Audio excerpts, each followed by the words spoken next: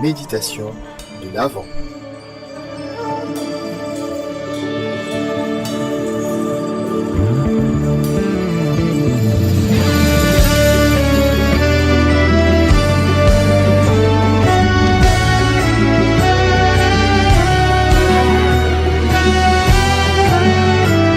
Méditation de l'Avent.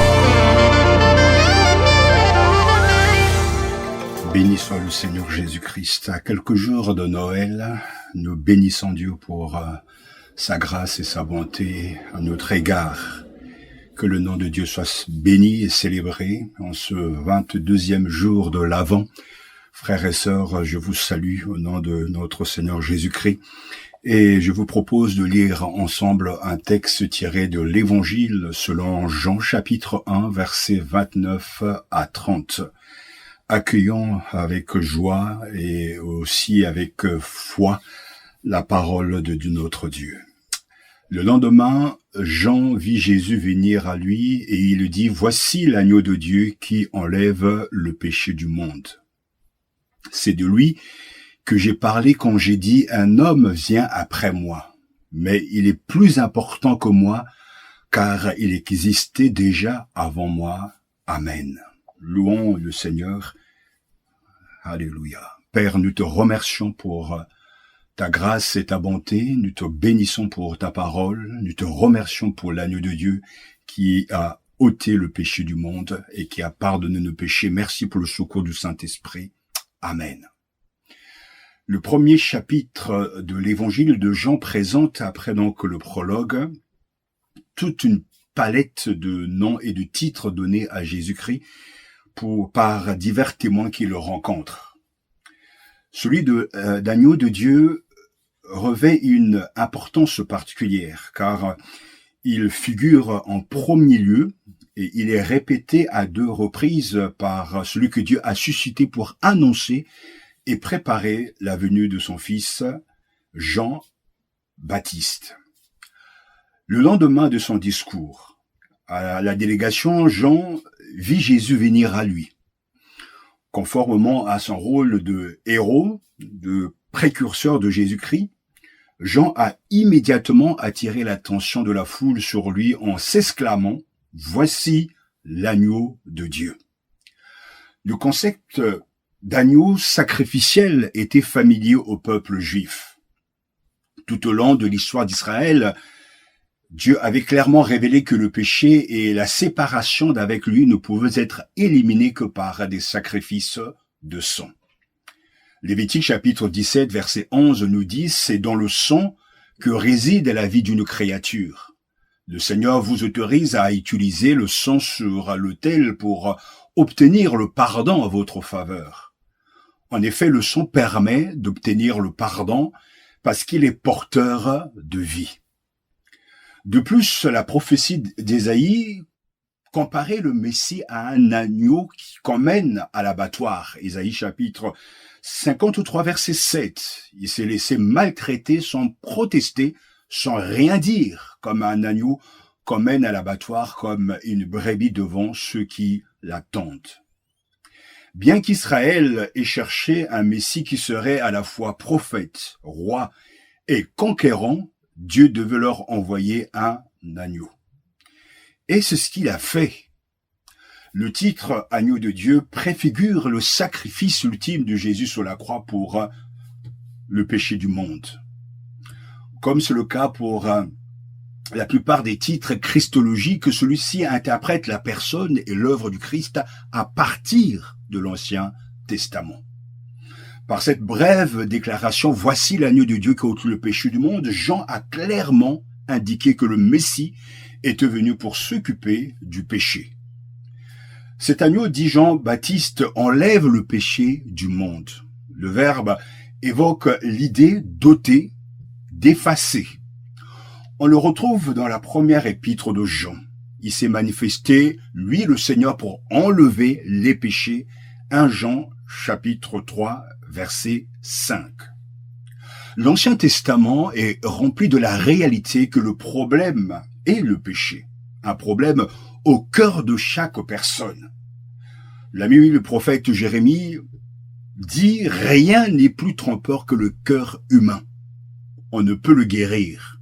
On ne peut rien y comprendre. Tous les hommes sont pécheurs et incapables de changer l'avenir ou le présent ou de rembourser Dieu pour les péchés du passé. Qui est donc l'agneau de Dieu? C'est Jésus, le seul à détenir le remède à votre problème de péché. Jésus a effacé la dette collective de l'humanité. Le seul moyen d'y parvenir était d'être sacrifié.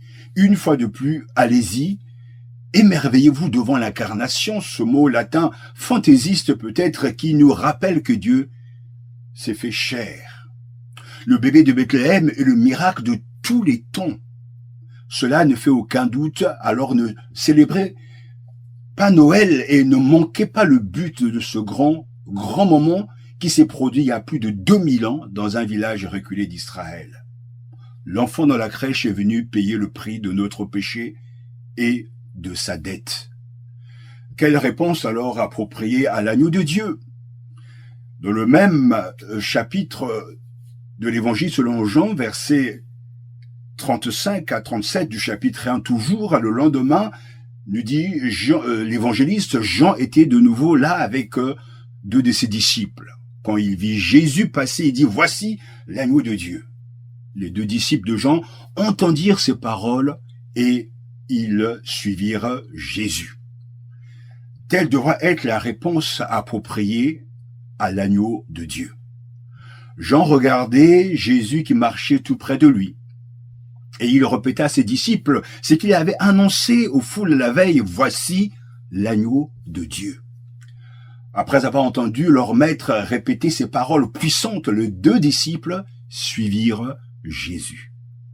La volonté de Jean de les lui remettre sans hésitation est une preuve, frères et sœurs, supplémentaire de son humilité effacée et de son acceptation totale de son rôle de subordonné. Le fait que les deux disciples aient suivi Jésus n'implique pas qu'ils soient devenus ses disciples permanents à ce moment-là. Mais il est vrai que le mot grec pour suivi, sous le verbe suivre, est utilisé dans l'évangile de Jean pour signifier suivre en tant que disciple, suivre en tant que élève. Mais il peut également être utilisé dans un sens général. André et Jean ont connu Jésus pour la première fois, mais plus tard, ils deviendront ses disciples permanents, Matthieu chapitre 4, versets 18 à 22. Puisque le Messie, le Fils de Dieu, l'agneau de Dieu, est ici la seule réponse appropriée et de le suivre. Ayant rempli son rôle de témoin de la véritable identité de Jésus, Jean le Baptiste disparaît de la scène. Le reste de l'évangile se concentre donc sur le ministère de Jésus, ce que le Baptiste lui-même aurait approuvé. Vous pouvez avoir le même genre d'influence que Jean en vous assurant qu'en plus de suivre le Christ, vous dirigez les gens vers lui. Rappelez-vous toujours notre objectif. Notre objectif principal en tant qu'Église locale est de conduire les gens, non pas vers nous, ni dans notre Église, mais à Jésus-Christ. Il est le centre de notre vision, il est l'objet de notre témoignage. En cette période de l'Avent, demandez-vous, qu'implique le fait de suivre Jésus, non seulement en termes généraux, mais aussi dans la vie réelle? Qu'est-ce que cela signifie le vendredi soir quand vous êtes seul avec votre temps libre, ou le mardi matin quand vous êtes occupé avec la routine habituelle? Réfléchissez à ce qui doit changer dans ce moment-là si vous voulez être un disciple à plein temps. J'aimerais tellement vous exhorter à l'écoute de ce que nous venons d'entendre. Jean qui pointe du doigt Jésus qui est l'agneau de Dieu, à relire chez vous Exode chapitre 12 et de relire encore ces quelques versets.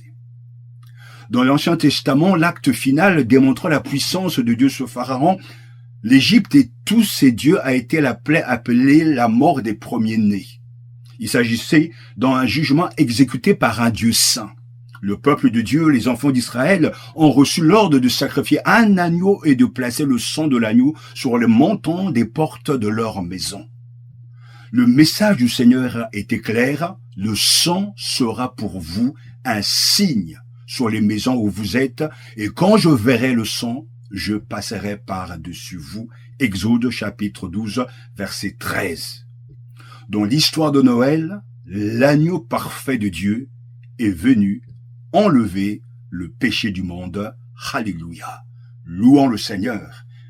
Merci Seigneur pour notre précieux agneau de Dieu. Merci Père pour Jésus, l'agneau de Dieu qui a ôté le péché du monde. Du berceau à la croix, son sang a couvert et purifié nos péchés, nous qui croyons en lui, et nous te remercions pour son sacrifice, sa venue, sa mort. Je crois, oui, je l'affirme, voici l'agneau de Dieu qui ôte le péché du monde. Quelle bonne nouvelle. Soyez bénis, bonne journée.